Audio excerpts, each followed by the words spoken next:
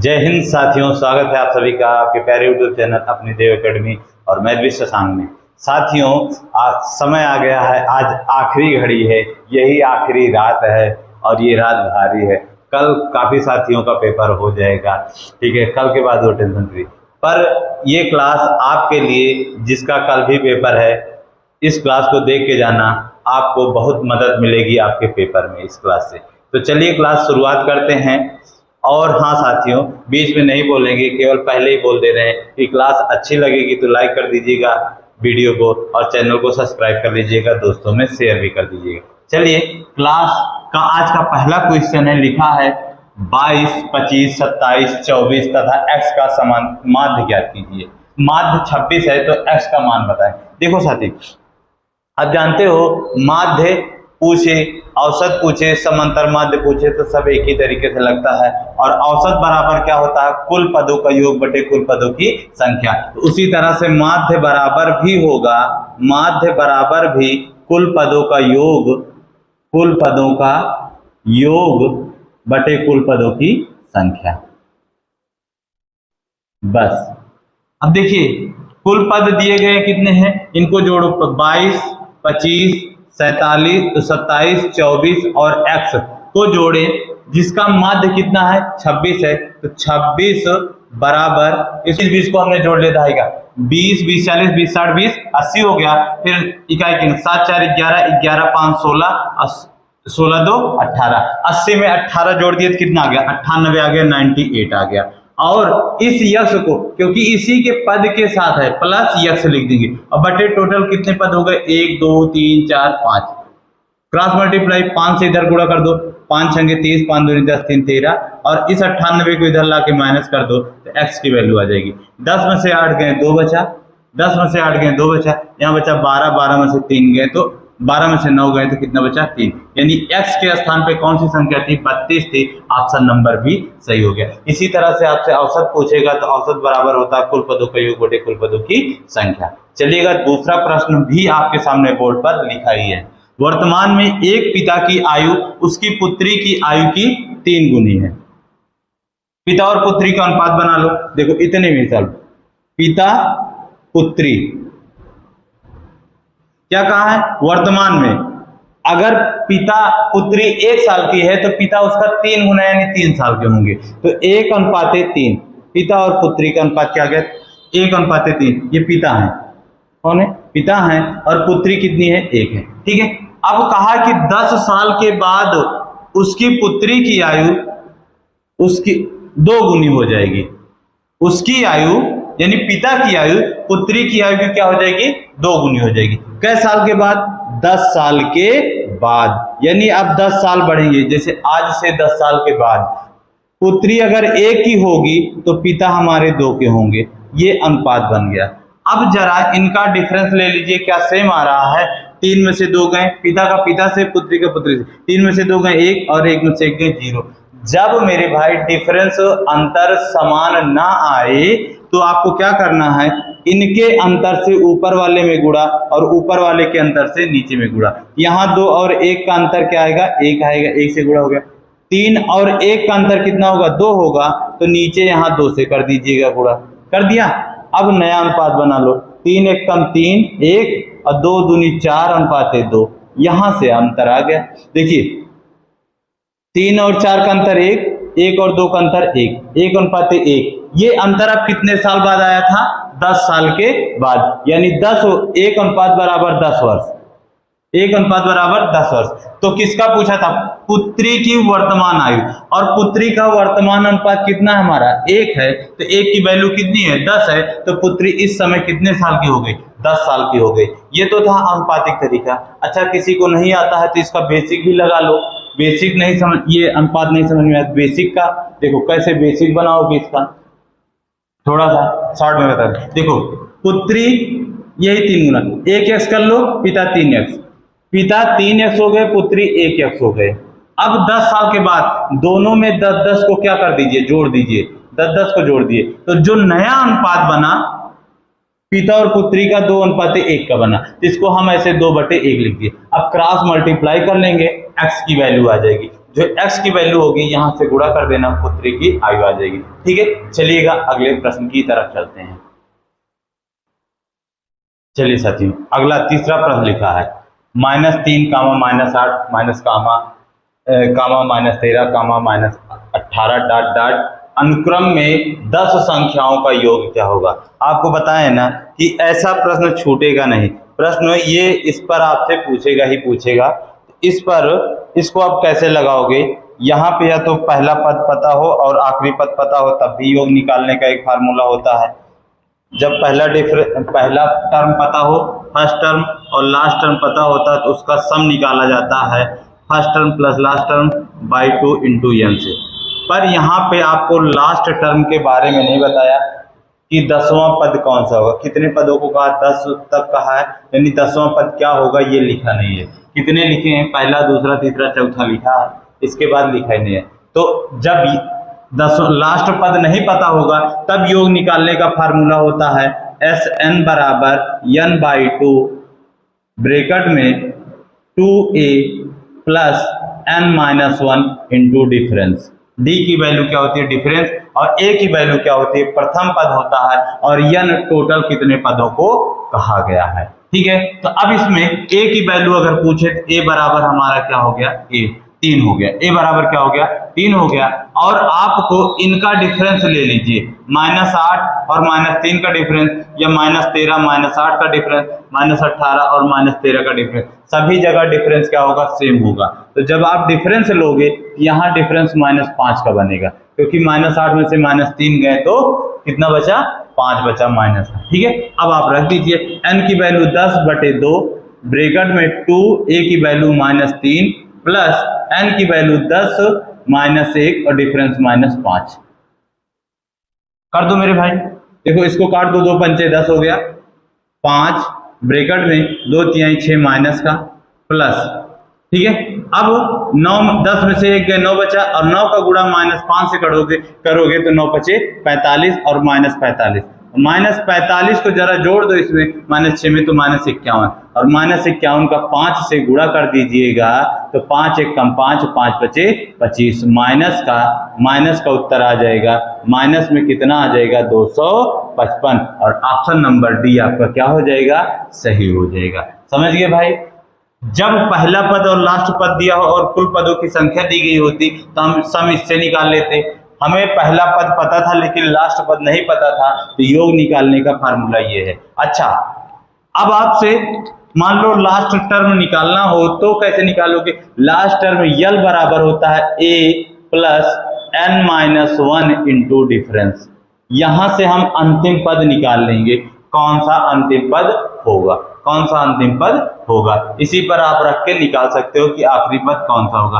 a की value -3, n की value 10 रखोगे, d की वैल्यू -5 रख दोगे तो आपका l की वैल्यू भी आ जाएगी। ठीक है, चलिएगा अगले प्रश्न की तरफ चलते हैं। प्रश्न संख्या 4 आपके सामने ही लिखा है, आपके सामने लिखा है, यदि त्रिभुज ABC में कोणों का अनुपात 4:3:5 है तो कोण ज्ञात कीजिए। ये तो बहुत सरल सा प्रश्न है, चुटकियों का प्रश्न है, जरा इसका सभी लोग आंसर बताएंगे क्या होगा। देखो आप जानते हो एक त्रिभुज है, ये जैसे एक ट्रायंगल है, त्रिभुज यानी 3 भुजाओं से बंद आकृति को ही त्रिभुज कहते हैं। जब बंद हुई तो उनमें 3 कोण अंदर बनते हैं और 3 बाहर बनेंगे। जितनी भुजा होगी उसमें उतने ही कोण बनेंगे। 3 भुजा है तो 3 कोण बना, 1 2 3 अंदर बना। इन्हीं तीनों का अनुपात दिया गया, और आप जानते हो त्रिभुज के तीनों कोणों का योग कितना होता है, योग हमारा कितना होता है, 180 डिग्री होता है। किसी भी प्रकार का त्रिभुज होगा उसके तीनों कोणों का योग क्या होगा, 180 अंश। और ये प्रत्येक कोण दिया गया है, एक कोण मान लीजिए 4x का है, दूसरा 3x का है, तीसरा 5x का है।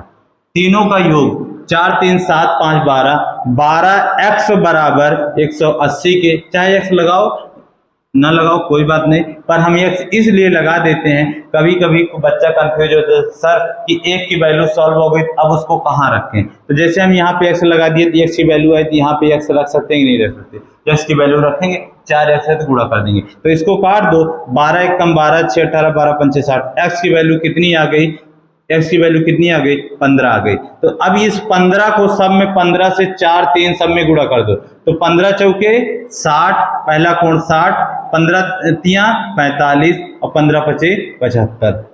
तो 60, 45 और 75 ऑप्शन नंबर बी हमारा सही होगा। अच्छा, अब एक प्रश्न आपसे है, एक प्रश्न आपसे है।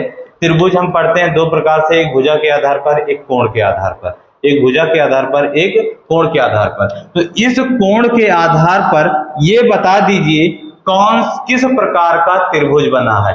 समकोण त्रिभुज, अधिक कोण त्रिभुज, न्यून कोण त्रिभुज। इसको आपको आंसर किसमें देना है, कमेंट्स में कर देना, जिसको पता होगी। ठीक है, चलिएगा अगले प्रश्न संख्या 5 की तरफ।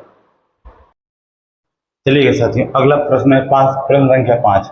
कहा कि एक महिला अंकित मूल्य पर 24% छूट के साथ एक कार खरीदी और इसे अंकित मूल्य से 20% अधिक पर बेचती है, तो उसका प्रतिशत लाभ बताओ। देखो, सारा काम यहाँ अंकित मूल्य से कंपेयर किया जा रहा है, तो जब जिससे कंपेयर किया जाता है उसको हम प्रारंभिक मान लेते हैं और यहाँ पे अंकित मूल्य को 100% हम ले लेते हैं।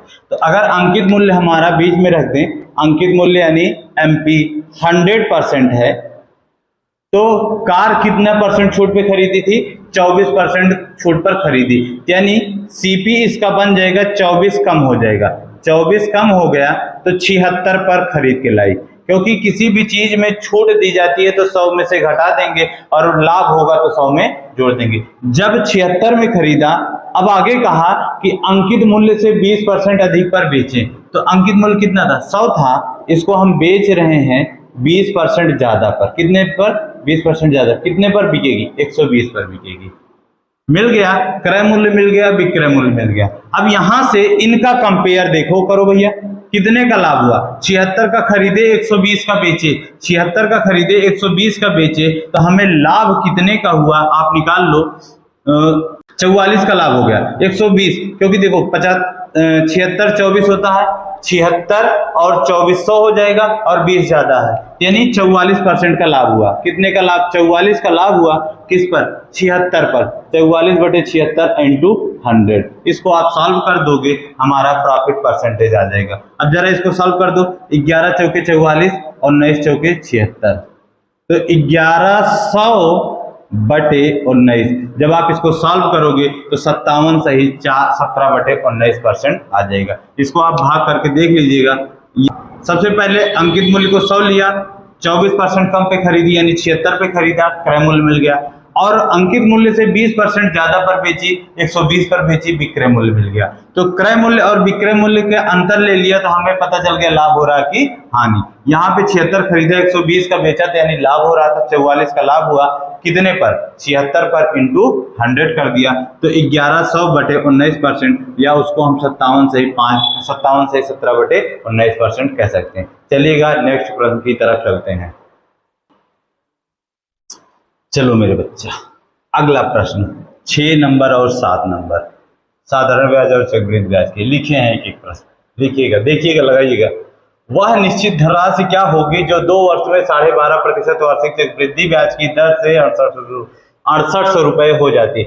ये जरा एक कंफ्यूजन इसमें आप बच्चों को होगा कि ये 6800 रुपए हो जाती है, हो जाने का मतलब आपको बताए थे कि मिश्रधन होता है, पर ये मिश्रधन नहीं है, ये चक्रवृद्धि ब्याज है। क्या है ये, सीआई है। ठीक है, इसको ध्यान रखिएगा। तो आपको ऑप्शन दिया गया 27,200, 54,400, 27,260 और 25,600 राशि यानी मूलधन आपको बताना है। तो आओ लगाओ, इसको बताओ। कैसे लगाएंगे, पकड़ो, रेट 12.5%, 12 सही 1/2%, इसको लिखोगे 25/2%, और 25/2% को हम भिन्न में चेंज करते हैं तो आता है हमारा 1/8। चेंज करना बताए थे, किसी भी परसेंटेज वैल्यू को अगर भिन्न में चेंज करना है तो 100 से किया जाता है। तो 25 से कम 25 चौके 100, 4 दूनी 8, यानी 1/8 आ गया। तो 1/8, अब यहाँ से मूलधन और मिश्रधन का अनुपात बना लीजिए। मूलधन और मिश्रधन का क्या बना लीजिए, अनुपात बना लीजिए। देखिए, नीचे मूलधन होगा, ऊपर हमारा ब्याज होगा। 8 रुपया था, जमा किए थे, 1 रुपया ब्याज मिल गया, तो मिश्रधन कितना हो गया, 9 रुपया हो गया। कै साल के लिए था, 2 साल के लिए, तो हम 2 बार लिख सकते हैं, पुनः 8 से 9। ठीक है, 8 का 8 को गुणा कर दो, 8 × 8 = 64, 9 × 9 = 81, यानी 2 साल के लिए अगर हम पैसा जमा किए तो हम मान लेते हैं हम 64 जमा किए थे, तो हमारा वो 81 रुपये बन गया। 64 जमा किए 2 साल में तो कितना बन गया 81। तो यहाँ से कितना चक्रवृद्धि ब्याज मिला 17 रुपया ब्याज मिला। और ये 17 जो था अंतर लोगे तो पता चलता 17 ये किसके बराबर होगा 6800 के बराबर। 17 बराबर 6800 के, तो 1 यूनिट बराबर 400। तो आपसे पूछा था वह राशि यानी मूलधन पूछा था, तो मूलधन कितना 64 है। अब 64 का इससे गुणा कर दो मेरे भाई, आंसर आ जाएगा। ये 2 जीरो उतार दो और 64 चौके 256 होता है। तो 25,600 रुपये वह राशि थी जो 2 वर्ष में 12.5% की दर से चक्रवृद्धि ब्याज 6800 रुपये देती है। ठीक है, समझ गए, चलिएगा। ठीक है, अगले प्रश्न की तरफ चलते हैं। अगला प्रश्न है साधारण ब्याज से है। 48,750 की धनराशि 16% वार्षिक दर से किसी गैर अधिवर्ष यानी लीप वर्ष की बात नहीं किया। अब लीप वर्ष की बात क्यों नहीं किया है, क्योंकि लीप वर्ष में 366 दिन होते हैं। ठीक है, के 73 दिन का साधारण ब्याज निकालो।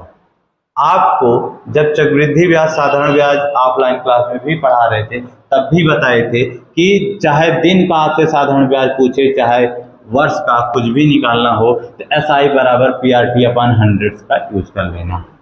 महीने का पूछता था तो बटे 12 कर देते हैं।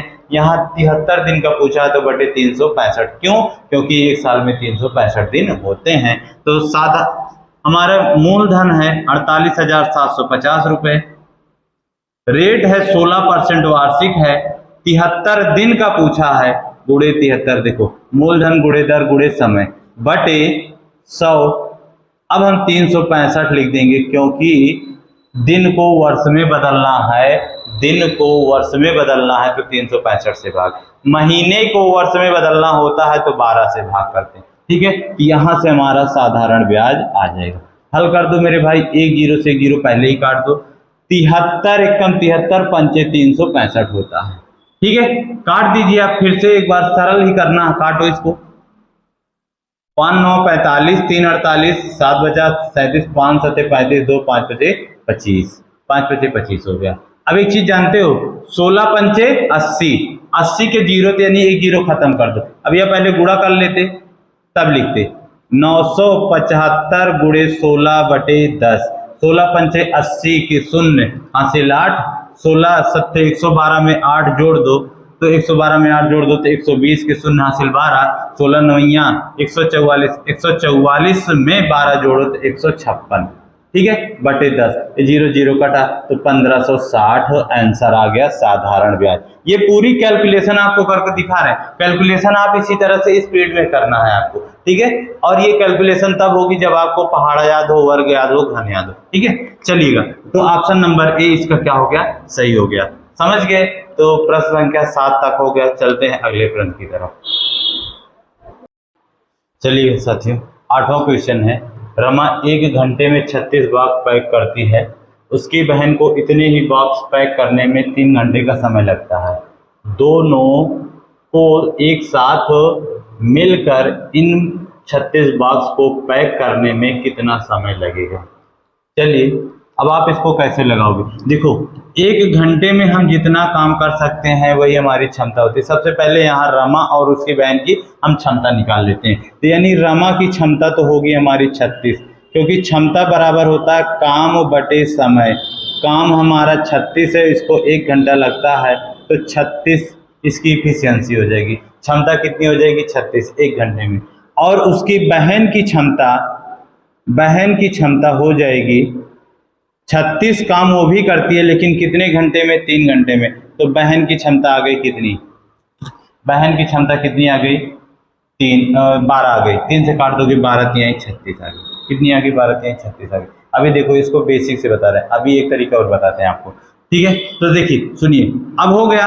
अब इसकी क्षमता 36 है, इसकी क्षमता 12 है। दोनों मिलकर 36 ही काम करें। अब दोनों मिलकर अगर एक साथ करेंगी, 36 काम ये 12 काम ये, तो है तो 48। अब 48 काम कर रहे हैं दोनों एक साथ, तो 36 बटे 48 समय बराबर काम बटे क्षमता। और कितना समय लगेगा पूछा है ना, इसको मिनट में चेंज कर दीजिए, 60 से गुणा कर दीजिए। तो काट दीजिए, 12 3 36, 12 चौके 48, और 4 से काट दो तो 15 चौके 60, 15 तिया 45, 45 मिनट में दोनों 36 बॉक्सों को क्या कर देंगी, पैक कर देंगी, क्योंकि रमा 1 घंटे में 36 पैक करती है और उसकी बहन 1 घंटे में 12 बॉक्स पैक करती है। और पैक कितना करना था, 36, दोनों मिलकर अगर 1 घंटे काम करती तो 48 बॉक्स पैक हो जाता।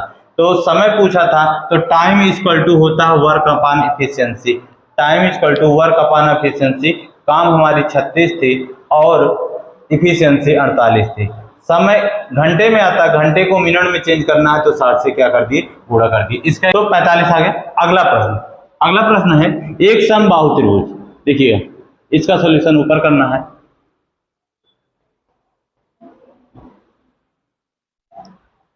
चलिए अगला प्रश्न, एक समबाहु त्रिभुज है एबीसी जिसमें पी क्यू और R, A B B C और ए सी भुजाओं के मध्य बिंदु हैं। तो त्रिभुज त्रिभुज की भुजा की लंबाई, जो एबीसी त्रिभुज है उसकी भुजा की लंबाई 4 सेंटीमीटर है। तो आपसे त्रिभुज पी क्यू आर का क्षेत्रफल पूछा है। तो आप एक नोट पॉइंट करके लिख लीजिएगा, आप एक नोट पॉइंट डाल के लिख लीजिएगा भाई कि नोट पॉइंट लिख रहे थे, पहले लिख लीजिएगा। लिखिए क्या है, किसी त्रिभुज के मध्य बिंदुओं से मिलाने वाले त्रिभुज का क्षेत्रफल पहले त्रिभुज के क्षेत्रफल का 1/4 होता है। देखो क्या कहा है, एक त्रिभुज, कौन सा त्रिभुज है, समबाहु त्रिभुज है।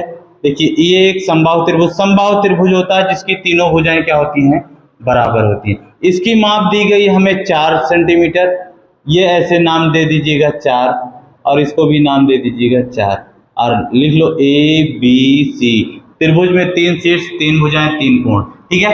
अब इनके मध्य बिंदुओं को मिलाकर, तो ए बी का मध्य बिंदु 4 का आधा 2, यहां से भी ये और ये, इनको मिलाकर एक त्रिभुज बना है।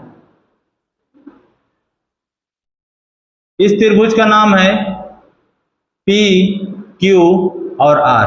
तो आपसे इसका क्षेत्रफल पूछा है। तो अब आप देखो इसमें 4 त्रिभुज बन, 1 2 3 ये 4 त्रिभुज बन गए। तो इसका क्षेत्रफल पूछा है, तो जो क्षेत्रफल होगा तो बड़े वाले त्रिभुज का 1/4 होगा, बड़े वाले त्रिभुज का क्षेत्रफल का 1/4 होगा। यानी ये कौन सा त्रिभुज है, समबाहु त्रिभुज है। और समबाहु त्रिभुज का क्षेत्रफल क्या होता है, √3/4a²। ये तो पूरे का क्षेत्रफल आएगा और इसका हिस्सा पूछा है कि पूरे क्षेत्रफल का 1/4 है, यानी 1/4 से क्या कर दीजिए, गुणा कर दीजिए, आपका उत्तर आ जाएगा 1/4। तो अब इसकी भुजा लिख लो भैया, क्षेत्रफल 1/4 गुणे √3/4 और 4 का स्क्वायर, 4 का स्क्वायर 16 होगा, ये 4 से 4 इसको काट दीजिए तो बचा कितना, √3 सेंटीमीटर स्क्वायर बचा। तो इसका क्षेत्रफल कितना होगा, इस वाले एरिया का क्षेत्रफल √3 सेंटीमीटर स्क्वायर, और ऑप्शन नंबर आपका सी सही हो जाएगा। समझ गए, जब कभी भी कोई भी त्रिभुज हो उसके मध्य बिंदुओं को मिलाकर उसके अंदर एक त्रिभुज बनाया जाता है तो उसका क्षेत्रफल बड़े वाले त्रिभुज का हमेशा क्या होगा, 1/4 होगा। ठीक है, चलिएगा अगले प्रश्न संख्या 10 की तरफ चलिएगा साथियों। प्रश्न नंबर 10 और 11 पे, एक शहर की जनसंख्या 8000 है। यदि पुरुषों की संख्या में 8% और महिलाओं की संख्या में 12% की वृद्धि होती है तो जनसंख्या 8680 हो जाएगी। तो शहर में महिलाओं की संख्या कितनी है। देखिए इस प्रश्न को आप एलिगेशन से लगा सकते हो, लेकिन एलिगेशन लगाने के लिए देखो यहाँ पे पुरुषों की अलग पता है, महिला की अलग पता है, लेकिन कुल मिला के कितने की वृद्धि हुई है ये हमें पता होना चाहिए, तभी एलिगेशन लगेगा। एलिगेशन के लिए लड़का का अलग लड़की का अलग, लेकिन दोनों का मिला के भी कितना वृद्धि या कमी हो रही वो पता होगा तभी एलिगेशन लगता है। तो यहाँ पे हम कुल मिला के शहर में कितने प्रतिशत की वृद्धि हुई उसको निकाल सकते हैं। पहले गांव की जनसंख्या कितनी थी, शहर की 8000 थी, अब 8680 हो गई। वृद्धि हुई, कितने की वृद्धि हुई, तो हम प्रतिशत वृद्धि निकालेंगे 680 बटे प्रारंभिक 8000 इंटू 100 से निकाल लिया, 0 0 कटा, ये 2 0 से 2 0 कटा, इसको और काट दीजिए, 4 दूनी 8, 17 चौके 68, यानी टोटल वृद्धि कितने परसेंट की हुई, 17/2 यानी 17.5% की। कितने परसेंट की हो गई, 17.5% की। अब यहाँ पे एलिगेशन लगा सकते हैं, ये पुरुष और ये महिला, इनकी अलग अलग वृद्धि 12 और 8 थी और दोनों को मिला के 17/2 था।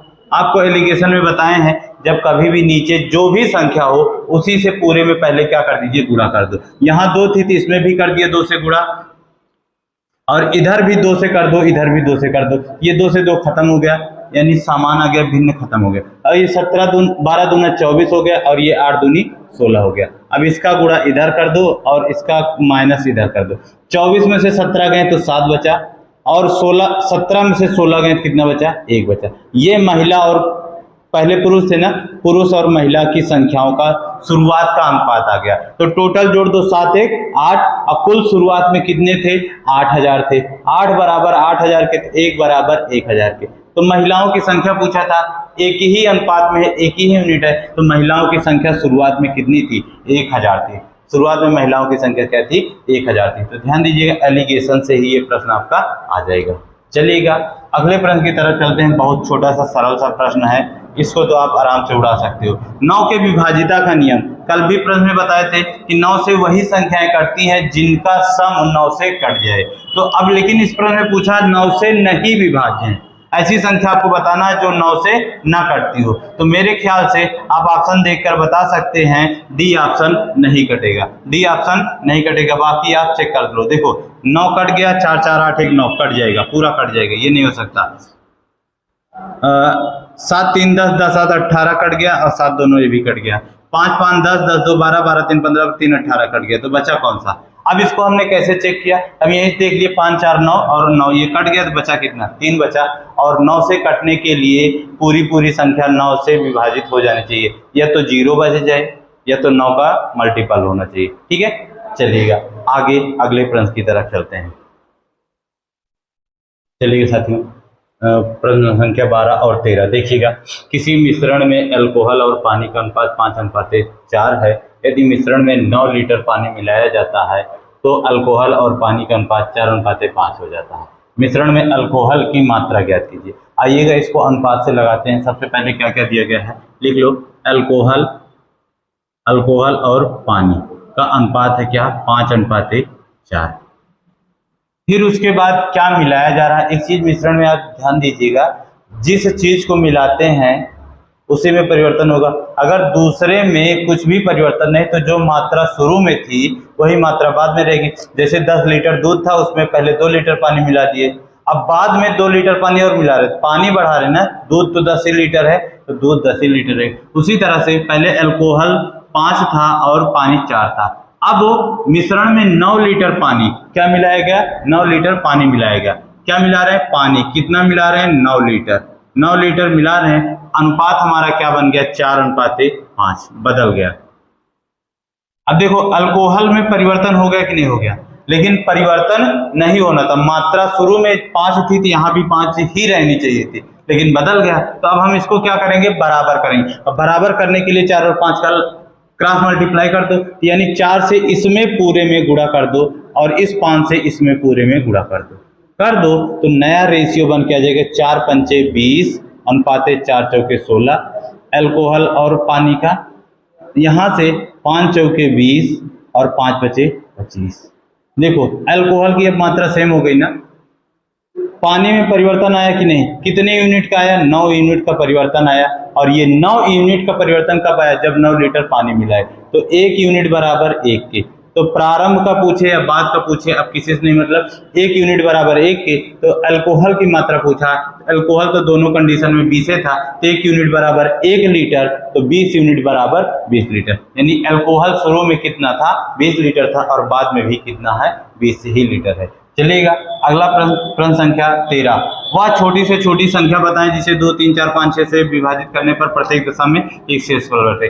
चुटकियों का प्रश्न है, उत्तर नंबर 61 आ जाएगा, आंसर 61 आ जाएगा। 1 कैसे आ जाएगा, अब आप इसको 2 3 4 5 6 का लासा निकालो, और लासा जानते हो, लासा निकालने में आवाज संख्या 3 ले लो, 5 ले लो। यहाँ इसको तोड़ोगे तो 2 3 6, जो कॉमन होता है उसको छोड़ देते हैं। यहाँ 4 है तो 2 दूनी 4, जो कॉमन है ले ही लेते हैं, जो नहीं कॉमन उसको भी ले लीजिए।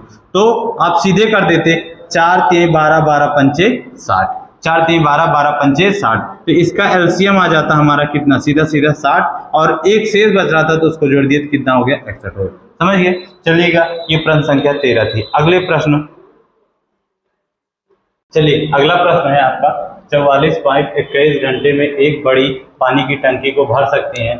ऐसी 5 टैंक भरने के लिए 55 पाइपों को कितना घंटे लगेगा। तो ये प्रश्न आपका पाइप एंड टंकी का है, इसको वर्क एंड टाइम से भी लगा सकते हैं। किससे?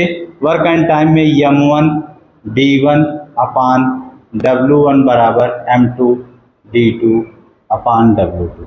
अब इसमें w1 w2 m1 d1 क्या है?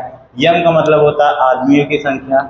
अब यहाँ पे m1 के स्थान पे हम लिखेंगे 44 पाइपें, ये हमारा m1 हो गया।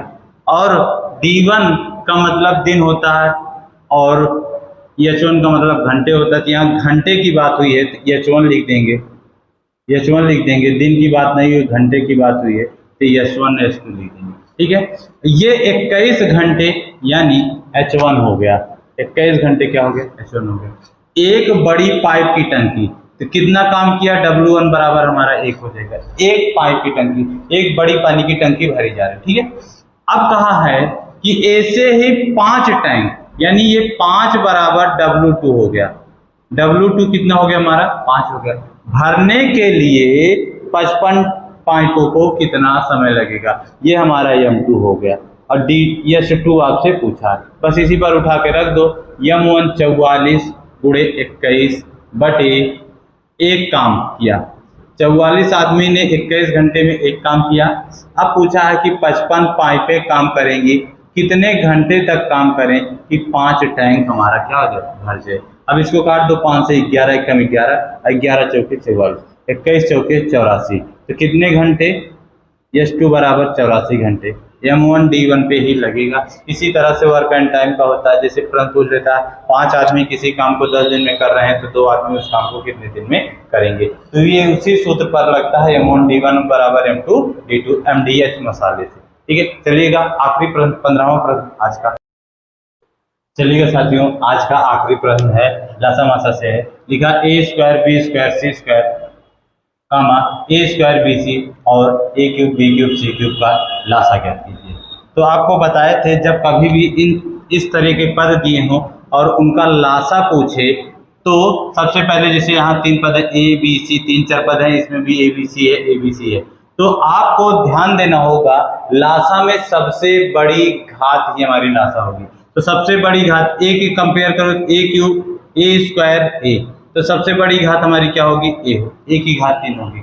इसी तरह से b² b और b³ हो जाएगी, और c में भी c³, यानी लासा सबसे बड़ी घात वाला होगा a³ b³ और c³। अगर आपसे यहीं पे मासा पूछ लेता आपसे, तो मासा में सबसे छोटी घात यानी क्या हो जाता है? a b और c, इसका क्या हो जाता है? मासा हो जाता है। मासा में सबसे छोटी घात और लासा में सबसे बड़ी घात। चलिए साथियों, आपके लिए थोड़ा सा होमवर्क का 2 प्रश्न है, लिखिएगा। जैसे आपके सामने लिखा पहला प्रश्न, x + 1 अपान x बराबर आपको दिया गया है 4, तो आपसे कहा है x³ + 1 अपान x³ का मान बताएं। कमेंट्स बॉक्स में जरूर आंसर दीजिएगा। और आपको इसके ट्रिक बताए थे, जब कभी भी पूछता है तो उसको लिख देते हैं a³ - 3a से सॉल्व कर देते, तुरंत आ जाता है। दूसरा प्रश्न है, ये पहला प्रश्न हो गया। दूसरा प्रश्न है आपका x - 1 अपान x बराबर 5, तो आपसे कहा x² + 1 अपान x² की वैल्यू बता दीजिए। ये भी आपको पता है कि आपको बताए थे कि जब कभी भी माइनस में और प्लस में स्क्वायर में पूछता है तो इसी संख्या का स्क्वायर करके 2 जोड़ देते हैं। ठीक है, तीसरा प्रश्न है आपका, जब x + 1 अपान x बराबर 4 दिया है, आपसे पूछ लिया x - 1 अपान x की वैल्यू। इसका भी तरीका बताए थे। ये 3 क्वेश्चन है आपके, ये होमवर्क में है, और इसके आंसर आप कमेंट्स में जरूर करिएगा। ठीक है, कमेंट्स जरूर करिएगा। और साथियों, क्लास अच्छी लगे तो लाइक करिएगा, चैनल को सब्सक्राइब करिएगा। फिर मिलेंगे आपको अगली क्लास में, तब तक के लिए जय हिंद, जय भारत।